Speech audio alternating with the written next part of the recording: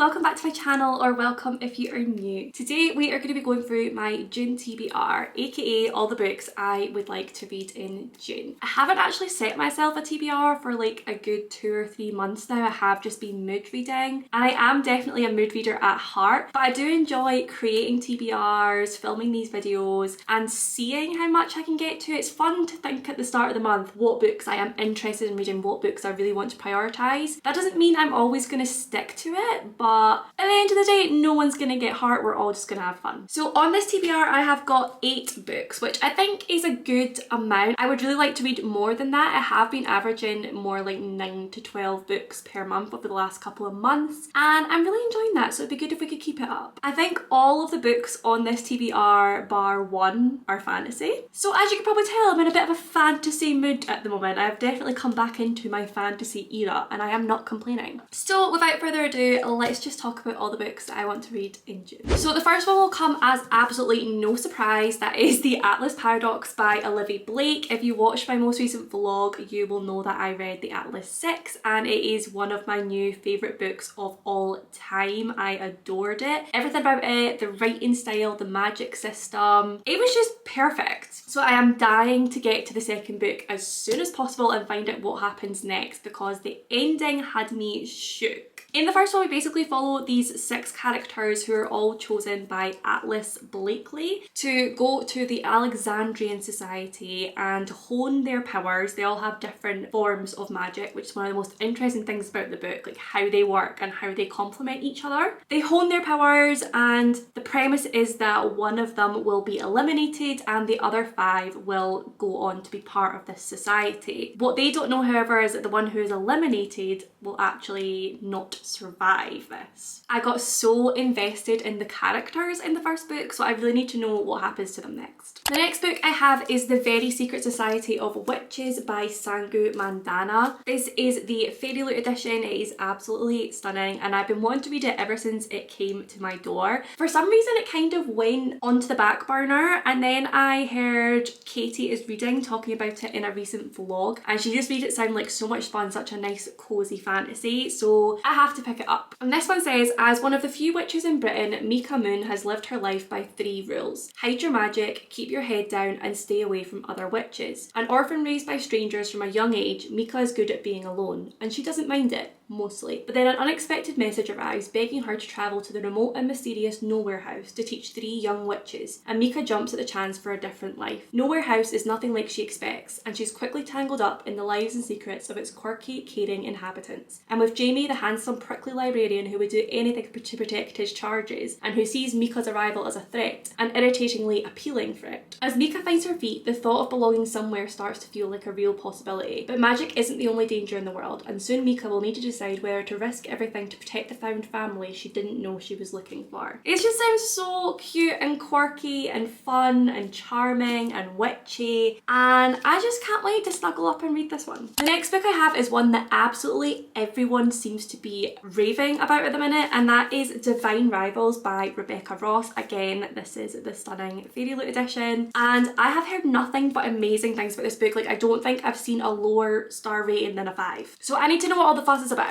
In this one, when 2 rival journalists find love through a magical connection, their fate depends on their facing the depths of hell together. After centuries of sleep, the gods are warring again. All 18-year-old Iris Winnow wants to do is hold her family together. With her brother forced to fight on behalf of the gods, now missing from the front line, and a mother drowning her sorrows, Iris's best bet is winning the columnist promotion at the Oath Gazette. But when Iris's letters to her brother fall into the wrong hands, those of the handsome but cold Roman Kit, her rival at the paper, an unlikely magical connection forms. Expelled into the middle of a mystical war, typewriters in tow, can their bond withstand the fight for the fate of mankind, and most importantly, love? An epic enemies to lovers fantasy novel filled with hope and heartbreak and the unparalleled power of love. You guys know I love an enemies to lovers. It is like my favourite trope of all time, and the fact that they are writers, they're communicating through these letters, it just sounds so romantic and beautiful, and yeah, I feel like I'm gonna love this one. The next book I have is The Dead Romantics by Ashley Poston. Again, this is one that I've been seeing everywhere and it sounds like it's just gonna be so much fun. This one says, Florence Day is a ghostwriter with one big problem. She's supposed to be penning spoon-worthy novels for a famous romance author, but after a bad breakup, Florence no longer believes in love. And when her strict but undeniably hot new editor, Benji Andor, won't give her an extension on her book deadline, Florence prepares to kiss her career goodbye. Although when tragedy strikes and Florence has to head home, the last thing she expects to see is a ghost at her front door. Not just any ghost, however, but the stern form of her still very hot, yet now unquestionably dead, new editor. As sparks start to fly between them, Florence tells herself she can't be falling for a ghost, even an infuriatingly sexy one. But can Benji help Florence to realise love isn't dead after all? This just sounds like so much fun. It sounds like it's gonna be a really quirky, witty, rom-com sort of vibe. I am a little bit apprehensive because I'm never completely keen on books where people fall for ghosts, purely because how am I gonna get my happy ending from that? But maybe there'll be more to the story. Maybe it'll be a bit like Just Like Heaven? Is that the film with Reese Witherspoon and Mark Ruffalo? Because I absolutely love that film. If it's got those sort of vibes,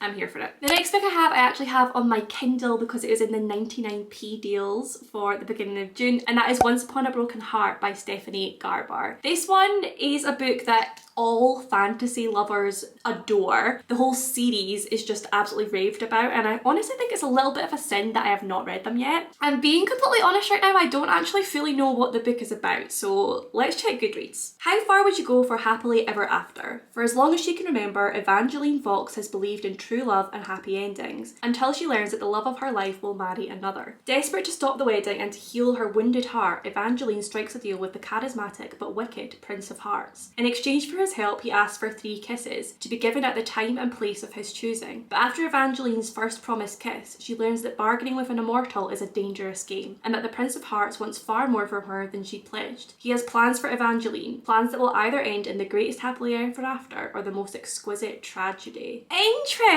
Okay, I can't believe I've gone my whole life without actually knowing what that book was about. And I feel like that blurb kind of shocks me. I don't think that's completely what I was expecting, but I'm intrigued nonetheless. I cannot wait to pick it up, hopefully pick it up this month and finally see what all the fuss is about. The next book I have on my June TBR is The Curse of Saints by Kate Dramis. This is the May adult book for Fairy Loot. Divine Rivals is the May YA book. I am trying really hard to keep on top of all my Fairy Loot books that are coming in because I'm so bad at just bringing them into the house, admiring their beauty, popping them on the shelf to look aesthetically pleasing and never actually picking them up to read them.